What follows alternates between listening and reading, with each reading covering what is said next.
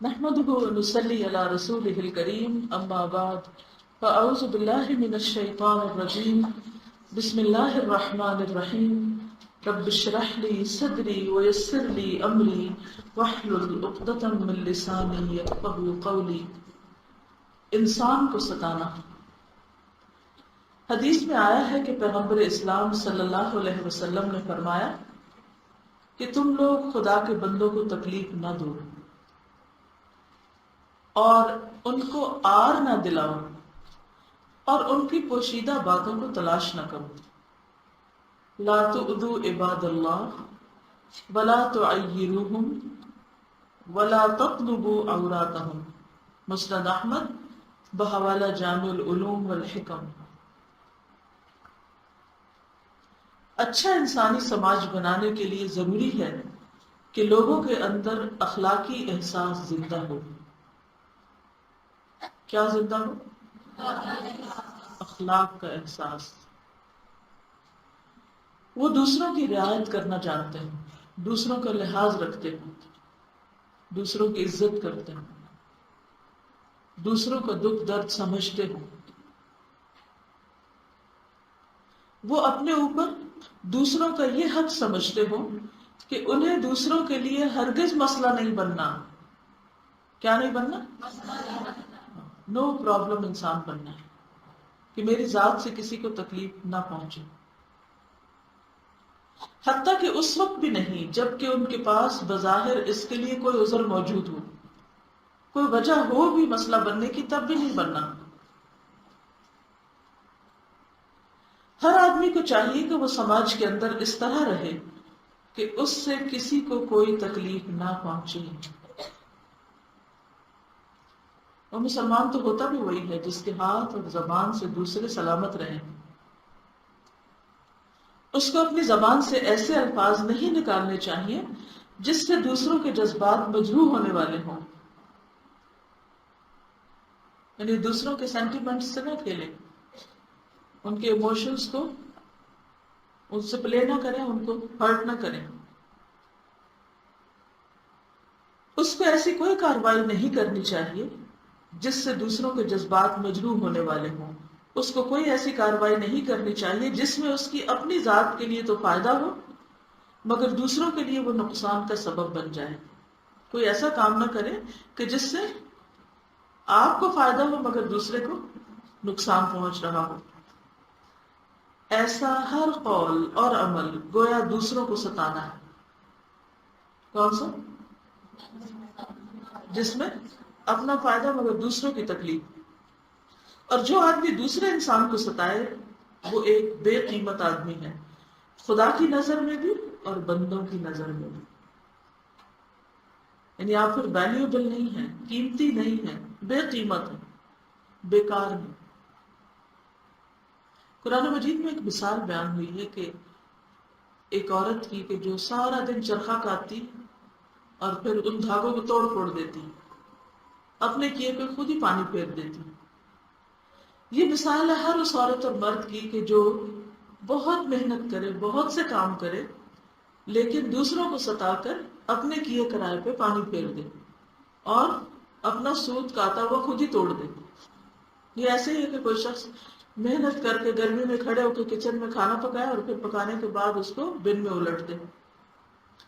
اللہ کی نظر میں ہمارا کیا مقام ہے, اس کو جاننے کے لیے یہ دیکھیں کہ لوگوں کی نظر میں ہمارا کیا مقام ہے.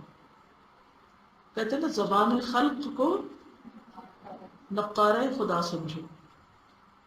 یہ دیکھو کہ اللہ کی مخلوق, آپ کے آس پاس رہنے والے لوگ, وہ لوگ جن سے آپ کا واسطہ, تعلق اور معاملہ ہے, وہ آپ کے بارے میں کیا کہتے ہیں, کیا رائے رکھتے ہیں, وہ آپ کو کیا گریڈ دیتے ہیں. کیونکہ بعض اوقات ہم یہ سوچتے ہیں کہ نہیں, ہمیں نہیں پرواہ کوئی کیا کہتا ہے, we don't care, we don't mind. نہیں, آپ کو پرواہ ہونی چاہیے, آپ کو فکر ہونی چاہیے, کیونکہ کل اللہ کے ہاں یہ سارے لوگ آپ کے گواہ بن جائیں گے, یا آپ کے حق میں گواہ بنے گے یا آپ کے خلاف گواہ بنے گے. آپ کو معلوم ہے نا کہ ایک شخص آئے گا قیامت کے دن جس کے پاس بہت سی نیکیاں ہوگی, پھر کیا ہوگا؟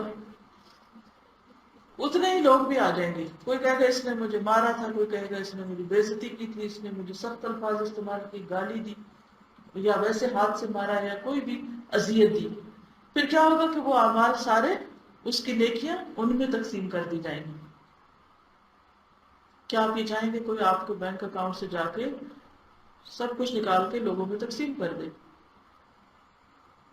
اور پھر یہاں تو چلو مال کا خسارہ، وہاں یہ ہے کہ ان کی پھر برائیاں جو باقی لائن کھڑی ہوگی، ان کی برائیاں اس شخص کو دے دی جائیں گی کہ ان کی سزا بھی یہ بھگتے. یہ کوئی معمولی بات نہیں ہے، آسان مرحلہ نہیں ہے، بہت مشکل ہے. آدمی کے ساتھ کبھی ایسا واقعہ پیش آتا ہے یا اس سے کوئی ایسی غلطی ہو جاتی ہے جس کے بارے میں اس کو شرمندگی کا احساس ہوتا ہے، یعنی اسے خیال آتا ہے کہ اس نے غلط کیا. ایسی بات کا تذکرہ کر کے اس کو آر دلانا درست نہیں. آر کیا ہوتی ہے؟ کسی کی غلطی پر اس کو شرمندہ کرنا. مثلا کیسے؟ کوئی مثال ہے تاکہ بات سمجھ آئے. یہ تو ہوتا ہی ہے. آپ کریں ذرا کسی کو شرمندہ اور لکھ لیں اپنے پاس کہ اب یہ آپ سے ہونے والا ہے. آپ سے لازماً وہ غلطی ہوگی جس پر آپ دوسرے کو آر دلاتے. کسی کو نسب پہ تانا دینا. مثلا نسب کا تانا کیا ہوتا ہے؟ فیملی نیمز کو پکارنا. مثلا ہمارے ہاں کچھ خاص نیمز ہیں جن کو بہت بدنام کیا گیا، جیسے مسلی. مسلی حالانکہ نماز پڑھنے والے کو کہتے ہیں. مہاجر. اور جی اگر ماں باپ نان مسلمز ہو تو ان کا بھی تانا دیتے ہیں. پوائنٹ آؤٹ کیا تو وہ لازماً آپ کا بچہ وہ غلطی کرے. تجربے کی مثال ہے یہ سب کے سامنے کہ بہت دفعہ ایسا ہوتا ہے کہ آپ کسی کا بچہ کوئی بدتمیزی کر رہا ہوتا ہے یا کوئی اریٹیٹ ہو رہا ہوتا ہے یا کوئی تنگ کر رہا ہوتا ہے ماں باپ کو، تو آپ اگر ان کے ماں باپ کو آر دلاتے کہ کیا تم نے تمیز سکھائی، یہی تمیز سکھائی ہے تمہیں، اور کہاں سوئے ہوئے ہیں، یا کسی بھی طرح، یا یہ کہ آپ کا بچہ یہ اور یہ کر رہا ہے، تو لازماً آپ کا بچہ وہ کرے گا. اور بچوں کی کوئی گارنٹی نہیں ہوتی. آپ ان کو 10 دفعہ ایک بات سکھائیں نا، پھر وہ اپنی مرضی کرتے ہیں، کہتے رہتے ہیں لیکن پھر بھی وہ نہیں سمجھتے، پھر گڑبڑ کر جاتے ہیں.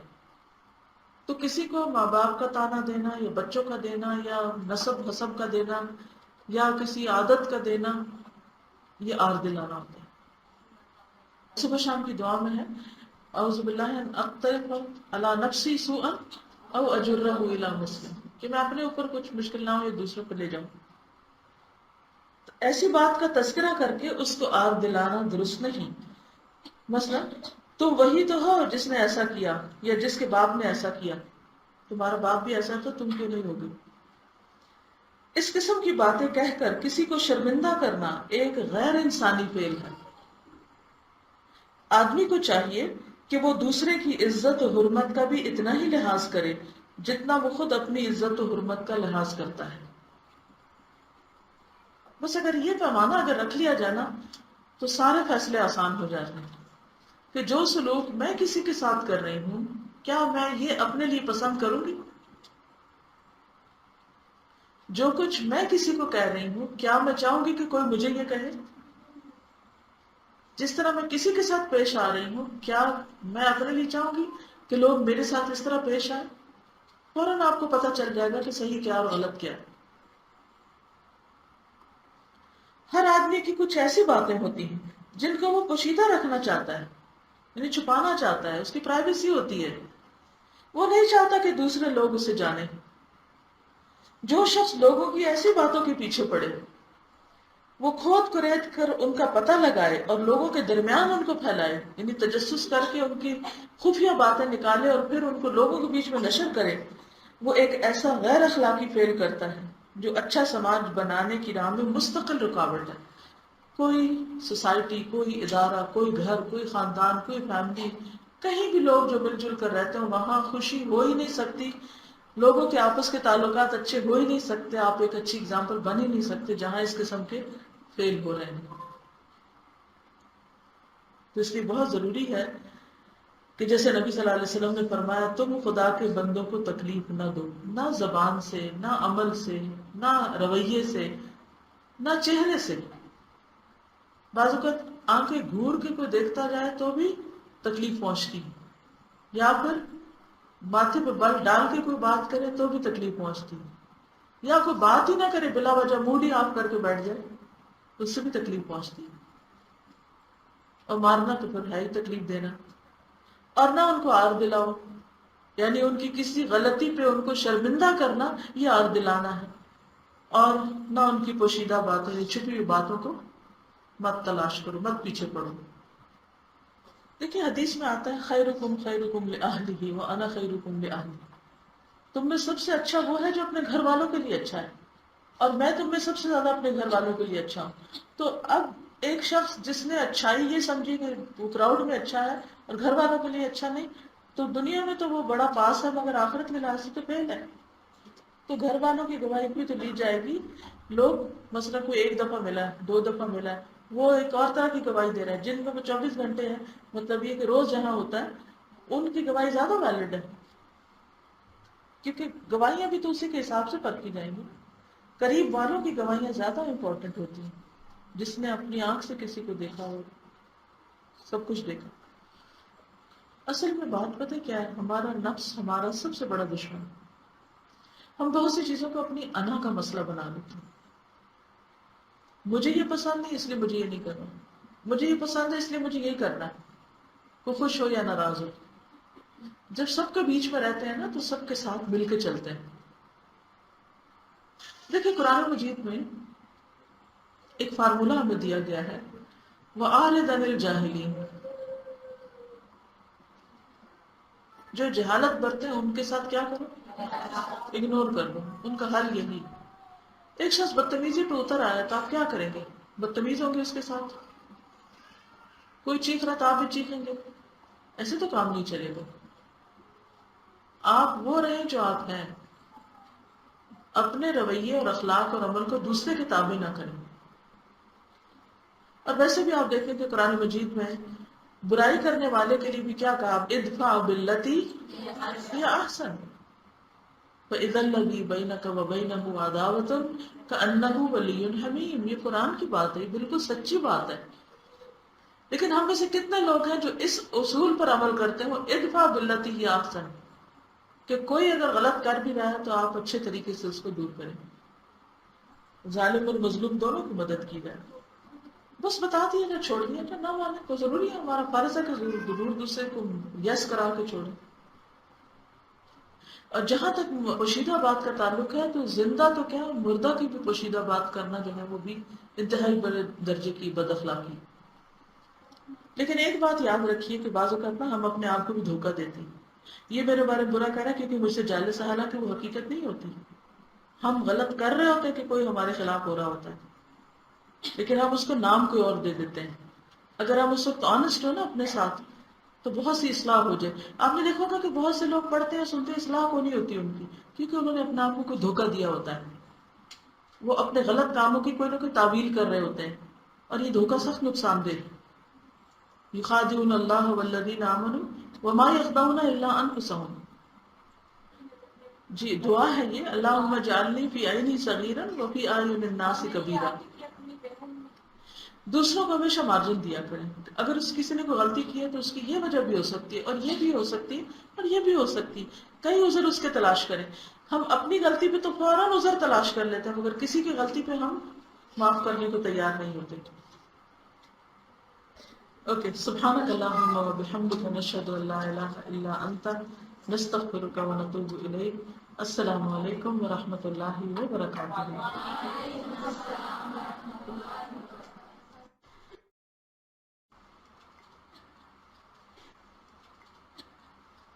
نحمده ونصلي على رسوله الكريم، اما بعد، فاعوذ باللہ من الشیطان الرجیم۔